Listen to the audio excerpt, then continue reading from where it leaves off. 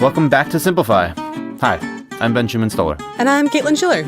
Simplify is for anybody who's taken a look at their habits, their happiness, their relationships, or their health and thought, there's got to be a better way to do this.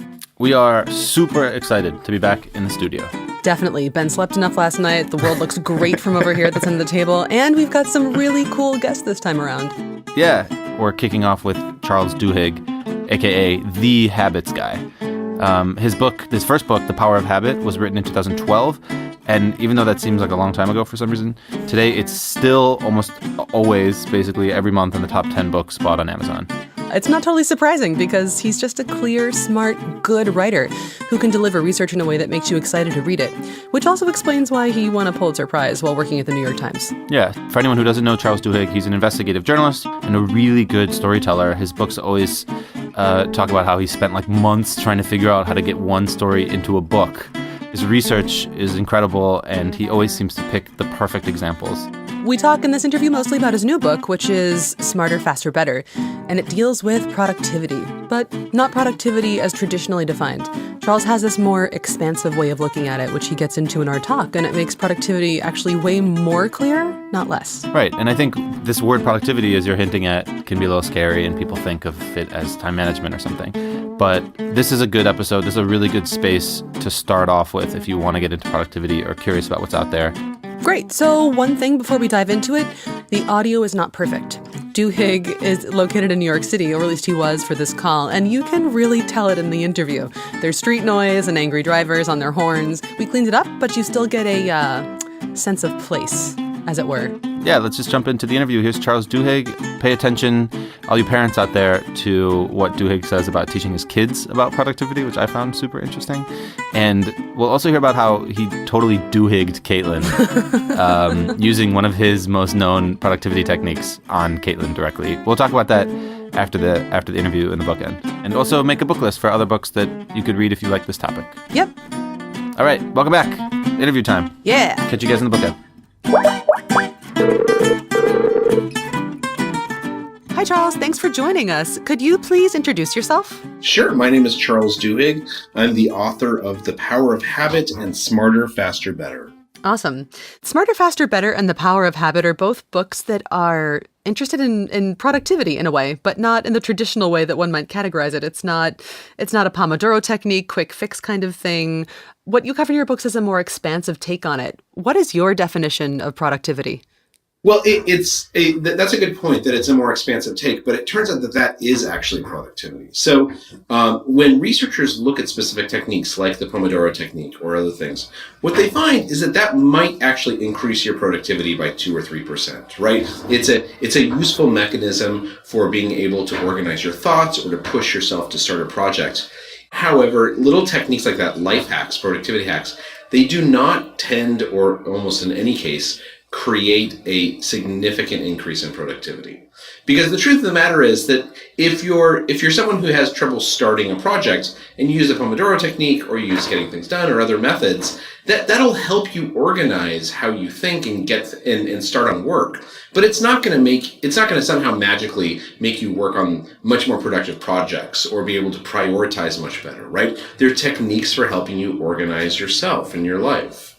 When people see anywhere from 15 to 30% increase in productivity, that does not come from some little technique or a hack. That comes from understanding how to think more deeply about the questions that are in front of you, right? So people who end up becoming much more productive, it's not necessarily because they end up working harder or because they change how they work. It's because they start working on the right things. Rather than wasting time on small projects, they understand how to identify and begin to break down the big important projects into meaningful steps. Or they become better at innovation, particularly innovation on demand. And we know this throughout, from literally thousands of studies, that throughout history, the killer productivity app, has always been thinking more deeply.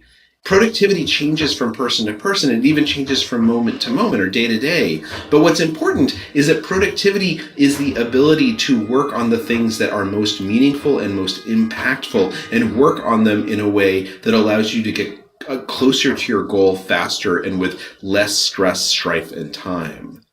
Okay, so you said innovation on demand a second ago. What does that even mean? Well, it means that there's this sort of myth that innovation is the type of thing where like an artist sits in a room waiting for a brainstorm, right?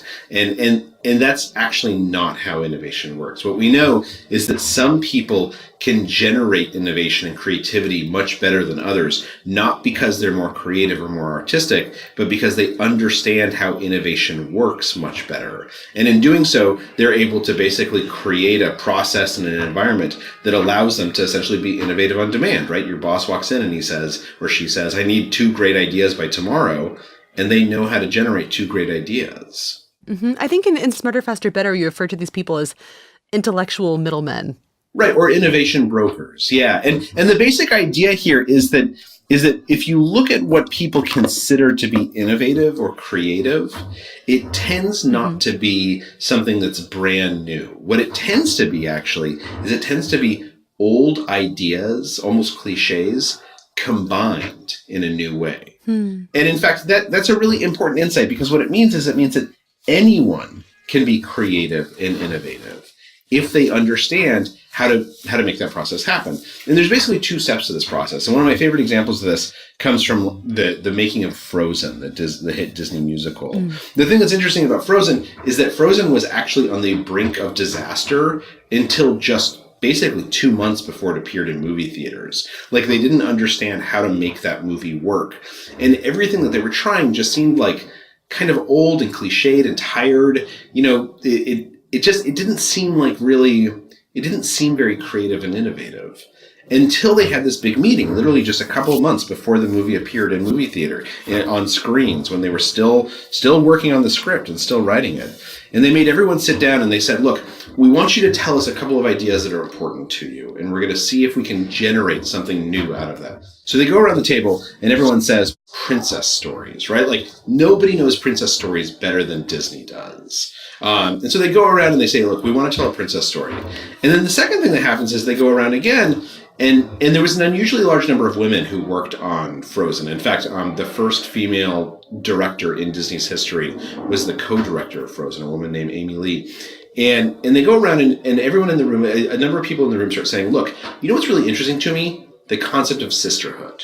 Right? And sisterhood is in itself a cliche in literature, right? There's like Little Women, and there's the Bronte sisters. There's all these like sisters throughout literature. So it's kind of a cliche to say, like, I'm interested in sisterhood. But they go around and a number of people say, like, the interesting thing to me about sisters is that, like, they're complicated, right? Those relationships are really complicated. And it's usually not like you have one good sister and one evil sister. It's like both are good and kind of evil, and they get along, and then they fight with each other, and then they get along again. And they said, look, let's just take these 2 ideas. What if we took the idea of princesses, which is a cliche, and we took the idea of sisterhood, which is kind of a cliche, and we jammed them together? And in doing so, they were like, oh my gosh, all of a sudden, like, if we do that, it opens up all these possibilities. Right now we could have a prince, but the prince won't save the princesses. The princesses who are sisters, they'll save each other. And that means that the prince can actually be the bad guy. But we don't have to reveal that till the very end of the movie.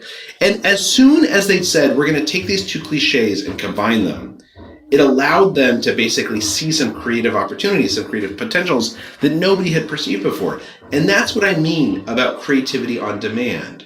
There are methods, there are formulas for things like setting goals or innovation or decision making that the most productive people know. And what those formulas are is it isn't something like set a timer, right? It's something like sit down and figure out how to think a little bit differently. And in doing so, you will see opportunities that other people might not. Sit down and learn to think a little bit differently. That sounds like a tall order if you don't know where to start. Where would you tell people to start? Well, I tell them to read the book, right? the whole point of the book is to sort of explain that to you. I mean, there's a lot of really interesting studies out there that talk about how to think differently, right? But most of them are written for academic audiences. Right. But then what's something that you've used that's been helpful to you for thinking differently? So we know that one of the things that the most productive people do is that they tend to to visualize their days with just half a degree more specificity than everyone else. And in psychology, this is known as building mental models. That basically, if you can build mental models that anticipate how your day is going to unfold, you tend to do a better job of sharpening your focus and being able to remain focused on what's important and to ignore distractions. So one of the things that I do, for instance, is that in the morning, as I'm riding the subway to work, and I do this with my kids also when I'm taking them to school, is I basically say, like, okay, look, if I was writing a script for today, like, what's going to happen in this script? Like, what do I think I'm going to get done before 10 o'clock? What am I going to get done between 10 and 12? Like, what's the most important thing to get done between 10 and 12? Because I know that it's going to be much easier to sort of make choices as things come up if I have this mental model in the back of my head. And then when I write to-do lists, very similarly, what I do is I don't fill a to-do list with a bunch of tasks, right? A lot of people use to-do lists as essentially a memory aid. And it's good to, like, dump the contents of your brain onto a piece of paper so you don't have to keep it in your brain. But that should not be your to-do list. That should be just a list of things that you want to remember for the future. Your to-do list should only have 3 things on it, right? Which is, number 1, what is the most important thing you want to get done today? And number 2, what is the thing you're going to get done if you get the most important thing done? And number 3, if for some reason you get both those 2 things done, like, what do you want to start on next? Or in other words, what's the most important thing for tomorrow? And the reason why I say that is because a to-do list, instead of a memory aid, a to-do list ought to be a prioritization device. And so forcing yourself to figure out what your priorities are, that actually brings you much, much closer to getting the most important goals done, which is productivity.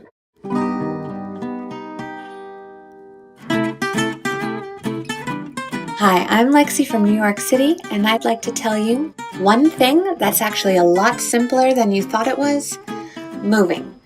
Whether it's moving apartments, moving cities, or even moving countries, if you look at moving like a huge opportunity to declutter your life, you won't actually have that much to move, and you won't have to lift a finger doing so in today's shared economy.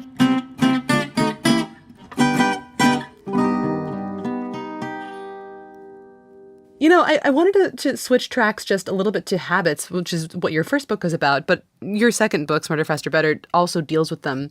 It seems like the most magical, ephemeral piece of successfully forming a new habit is its belief. And I found that kind of both scary and beautiful. How did you feel when you learned that? Well, it's an important kind of belief, right? Like, what it is that studies indicate that it's very, very challenging for people to create new habits if they don't believe that they have the capacity for change. Now, that doesn't mean that the belief in our own capacity to change is like something magical that you either have or you don't. Oftentimes, the way that people develop the ability to believe is by proving to themselves that that belief is justified. So in the book, The Power of Habit, we talk a little bit about Alcoholics Anonymous.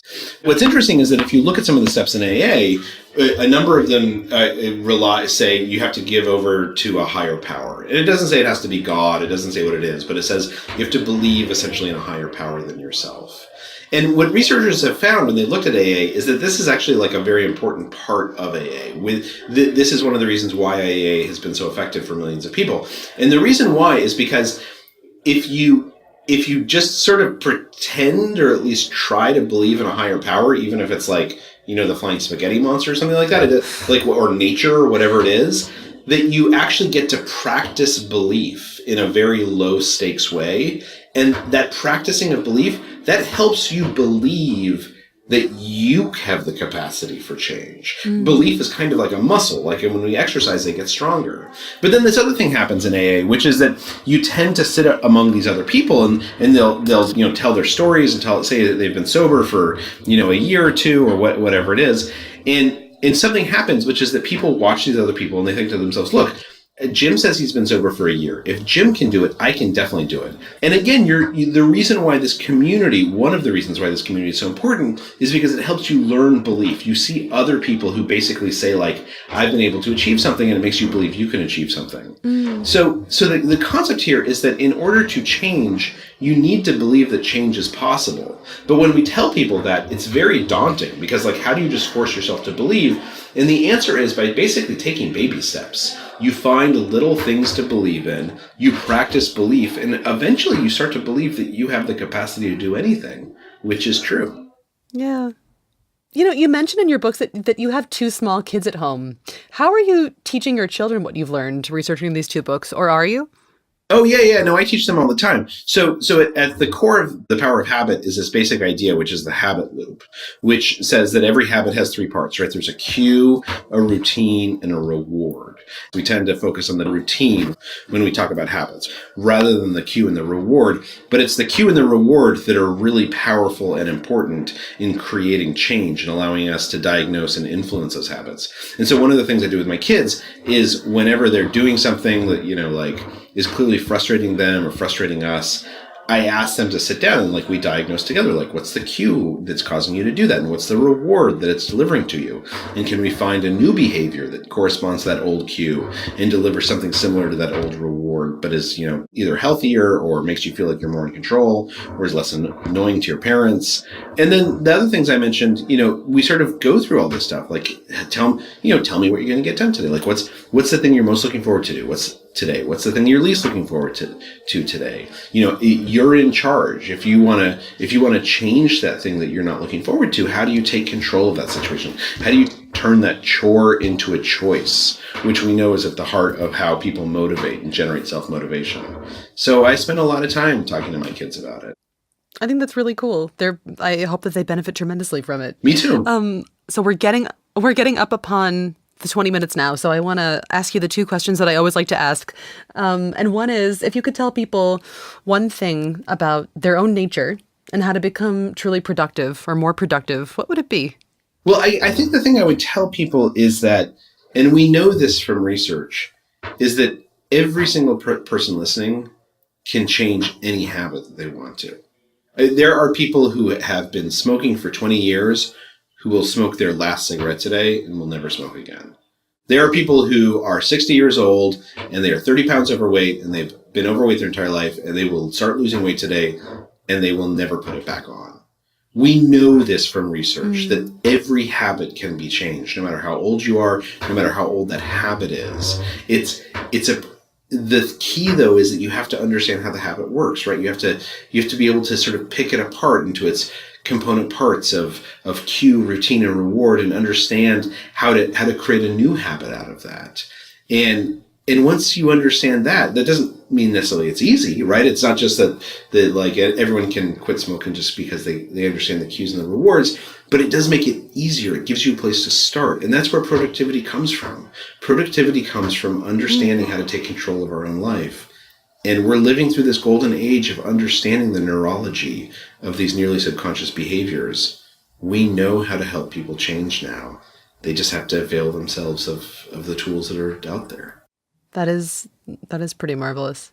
Okay, so last thing, I was just hoping that you could recommend some books, something that you've read lately that you really like, or you would highly recommend to people, just anything that you've enjoyed lately. I tend to recommend magazine articles to people. There's obviously a number of wonderful books out there, but there's a lot of really great magazine articles. There's a piece by Calvin Trillin, Covering the Cop. It's about Miami's top crime reporter. It's like a wonderful, wonderful magazine piece. I would absolutely recommend that to anyone.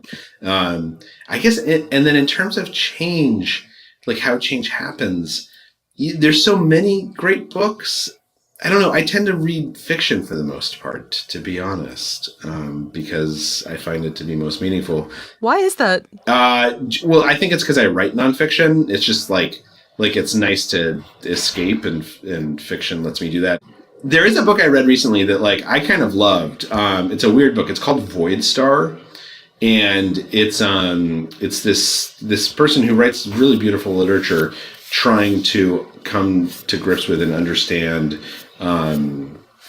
what it would be like to be AI, which I think will become more and more of an issue over the next couple of decades. How does AI think? So Void Star is the name of it. Very cool. And that's fiction? Yeah, it's fiction. That sounds like it could be really interesting. Yeah. All right. Well, thank you so much for taking the time to talk today. I really appreciate it. It was great to hear from you briefly. My pleasure.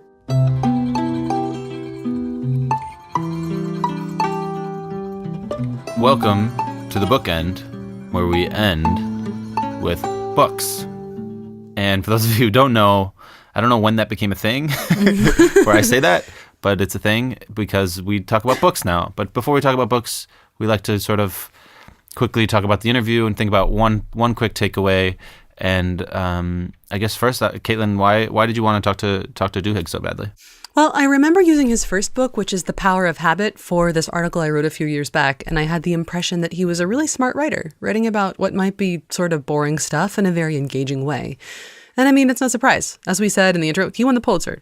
And also there's this video of his on YouTube that I think is probably publicity for his newest book, For Smarter, Faster, Better, because it shares some of the research in it via him telling the story of losing weight after diagnosing his own bad cookie habit. And it really won me over. Yeah, cool. Yeah. And so it was a slightly shorter interview than planned. Indeed it was. How did that happen? Well, I got down to the studio after having been in other interviews for the past hour and realized that I had Skype messages missed from Charles Duhigg, an email from Nat, our production assistant, and also texts from Odie, who had all been contacted by Duhigg asking if we were ready to go an hour earlier than I'd anticipated. At first, I thought it was daylight savings time. And then I realized there was no way that mistake could have been made, and he'd received the same email I had that said we were meeting at 4 p.m. Central Time. And when I got on the phone, I was so flustered and apologetic and was like, Charles, I don't know what happened. I'm sorry. This must have been our mistake. Let's make the best of this. And he was so cheerful and chill. He's like, that's all right. I've got 20 minutes to visit with you today. And I was like, okay, let's do this in 20 minutes. And it turns out that's a technique.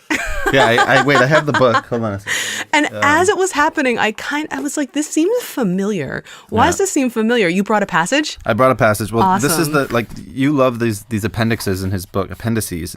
Yeah. And in the appendix to Smarter, Faster, Better, he explains how to use this productivity techniques in his life, like how it helped him write the book. And so he's talking about, in the section on motivation, how he knew he wanted to write this book, but he was having a hard time just getting to it. And so he remembers this conversation he had with a military general where they said that recruits don't want to start something hard unless they really can take a step that makes them feel in charge, like they have control. Yeah. So he said, okay, fine. So he's like sitting at home, kids are in bed. He sees like a million emails. He's overwhelmed. And then he comes up with like a line to help his motivation based on this military technique. Mm-hmm. And the line is, quote, I can attend, but I'll need to leave after 20 minutes. Yep. And then he starts starting all of his emails like that. Like just some way to give him control. Sure, I can attend the meeting, but I'll need to leave after 20 minutes. I hope that's okay. Stuff like that. And he says he went through 24 replies, writing a short sentence, hardly thinking about it. And then he would go back and fill in the rest of the email. Yep. So like that was his way of feeling in control. And then he felt motivated. And it's exactly what he did to you. He cut it down to 20 minutes. Yep. And then he was so totally cheerful. He felt like, okay, well, now I'm excited to do this because I have a modicum of influence. Yeah. Control. He pulled the ball into his own court. So yeah, real life Duhigging. Yep. Live. Yeah. On Simplify. It was live Duhigging. It was sort of like when Michael Bungay-Stanier just used his techniques on me. Right. But so you did do the interview, which was cool. We did. So what's the one thing that people should remember about the interview? For me, from the interview and from his books, it's that productivity is not about the actions that you take. It's not about the 25-minute sprints of the Pomodoro technique, though that's, great. And it's something I use, and I think you probably used before too. It's about thinking. Being productive and being effective starts on the level of deciding what the most important thing you have to do today is, and then basing everything else after that. Productivity is about choices. It's about how you make the choices that define what you're going to do that day. And a to-do list is great, and hacks are great, but until you get clear on what it is that you need to be doing, then it's going to be a little bit hard to have real productivity. Yeah, you told me something the other day, like that you learned there's a deeper kind of work that starts before you actually start working, before the fingers hit the keyboard. Yeah, right. Exactly. That's a cool way to think about it. Yeah, thanks. What about books? You got some books? Can we talk about books? Of What course. What books should people read if they're into this or if they want to know more? I've got a few books, and I think you'd have one too. The first one is Deep Work. It's by Cal Newport. This one covers a lot on technology and how it's wrecked our ability to really focus. Happily, though, it also offers ways to stop letting our machines control us. Cal Newport gives these science-backed strategies that can help you do more deep work, be more productive, and thus have even better free time. And who doesn't want that? Ben, you talked to Newport on the old Blinkist podcast, right? Didn't you guys talk about like showers and how they're really good places for epiphany? No, that was different. But he talked about laundry. He was like, you want to allow your brain to rest without completely disengaging from an idea that you're working on. I think the most important part of deep work is like you need to be challenged to be really focused, like to be in a deep work state. Yeah. And once you get into that sort of challenge flow, stay in it. And if you can learn how to stay in it, you will have like an advantage over everybody in the marketplace in this like knowledge economy, because all we do is work with our brains nowadays for the most part. And if you can figure out how to use that brain working power more effectively, in other words, stay in the problem and stay in the challenge, then you'll be a more effective worker and thinker. So that's what I remember from the interview, and also super powerful takeaway from Newport. Cool. You use his methods, don't you? When I can. I mean, he's a mathematician. Yeah. So he, like the laundry example comes from, he was saying, I need to work for 8 hours on one math problem sometimes. And the way to do that is to like get into the problem for hours at a time. And then you want to give your brain a break and give yourself a break. Mm-hmm. But you don't want to like then start watching YouTube. You have to do something where your brain is still dealing with the problem, but resting. And so he was giving examples like doing laundry is an example where the brain is slightly engaged on the laundry, but is still in the background working on the problem. And when you go back to the problem, you'll feel refreshed, but don't have to like remind yourself where you were. It's not like you've completely disengaged. Yeah. So that's like that whole phenomenon of going out and like taking a quick walk and just letting your mind wander a little bit if you're working really hard. Yeah. Awesome. You have another book, Rec? I do. I have one called Creativity Inc., which is by Ed Catmull. A thing that Duhigg and I spoke about quite a bit is this idea of innovation, being an innovation broker. And he leans in his book and in our conversation quite heavily on the example of the making of the movie Frozen. I was a little bit familiar with the environment of the story, if not the story itself, before he and I even started talking because of this book by Ed Catmull, who is Disney Pixar's president. Creativity Inc. is a really great book. It's a look behind the scenes at Pixar and Disney Studios and how they generate creativity, how they lead, how they manage, how they set the stage for magic to keep coming out of that one company so consistently and so well. It's pretty fascinating. I'd recommend it for anybody interested in studying up on leading or creativity. Or Pixar fans. Or Pixar fans. Because they've never made a bad movie. Yeah, I don't think they have, no. I mean, I didn't see Cars 2. Oh. I have a recommendation also. Awesome. Share it. And I have another book. Hold on. Let me put it on the floor. This is yay old Getting Things Done. David Allen, Master of Productivity, Wizard Man, Simplified guest on season 1. And I like constantly go back to this book because there's always more in it than you think. But the thing that I'm really into now, thanks to a recommendation from our content lead, Ben Hughes, is something that David Allen calls the natural planning model. Bear with me for a second because it connects to a lot of the stuff that Duhigg says. But essentially, if you don't know David Allen, he's like the productivity guy. And the reason why he's so big is that everything he says is really simple and like intuitive to a certain extent. Like he's not saying make lists to make lists. He's saying make lists because it's easier that way. And that's how the brain prefers to work. So the natural planning model, I'm going to read his intro to it. He says, you're already familiar with the most brilliant and creative planner in the world. It's your brain. You yourself are actually a planning machine. You're planning when you get dressed, eat lunch, go to the store, or simply talk.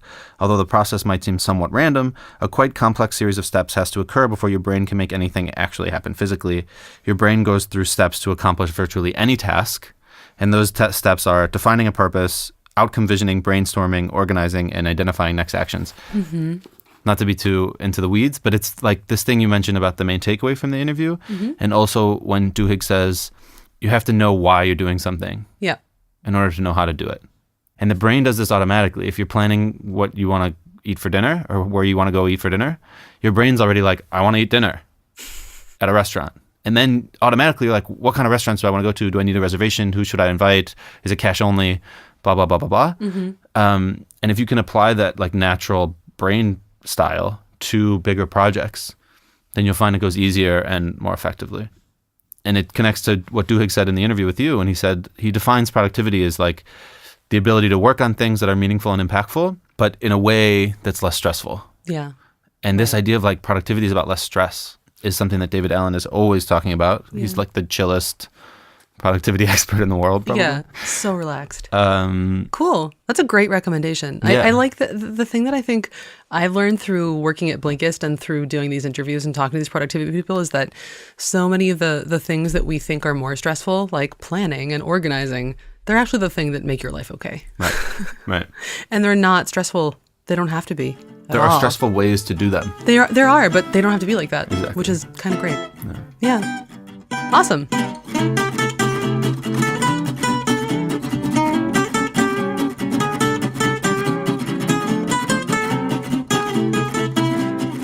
Thanks for listening to this episode of Simplify.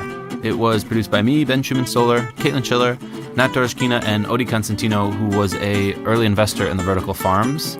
These are the farms that like you can build inside like a big box and you pull out, so it's a vertical. And if you've ever been to his apartment or one of his apartments, you'll see these giant boxes everywhere, and each one is like a different kind of lettuce. Wow. So he makes great salads. He makes great salads. That's true. Cool. So if you heard something that stuck with you this episode, I hope that you will share it. Sharing it with one person gets Simplify into the ears of somebody else who might really appreciate it. Or appreciate you. So yeah, use it to start a conversation. And thanks to everyone who's already subscribed to Simplify on Google Play, Overcast, Apple Podcasts, Spotify, Stitcher, Pocket Casts, wherever you listen to podcasts. Shout out to Android people also. They like podcasts too. And yeah, give us a shout out if you want. A star, a heart, a review, a rating, a thumb, whatever they got. And that helps us get the word out. And we are also on Twitter. I'm at Caitlin Schiller, and you are? At Bsto, B-S-T-O. So yeah, say hi to us there. And Simplify is made by the same people who make Blinkist, a learning app that takes the world's best-selling nonfiction books and condenses them into focused little capsules of audio and text that you can listen to or read in just 15 minutes. Yeah, and you can try it out if you want to know what all the fuss is about. You can get 14 days free by going to Blinkist.com/friends and typing in this episode's special voucher code, which is Q, not like a pool cue, C-U-E, Q. And that is my cue to tell you that you can email me and Ben at podcast@blinkist.com. And remember, if you want to send us a voice memo, because you're more of an audio person, we'd like that too. Yeah, tell us your stories, answer the question, Caitlin's favorite question, what's something that you found was easier than you initially thought it was? And send it to us at podcast@blinkist.com. We'll be back next week with another episode of Simplify, so check it out. We're really excited about this season. In the meantime, this is Ben, checking out. Check it out. See you guys. Bye.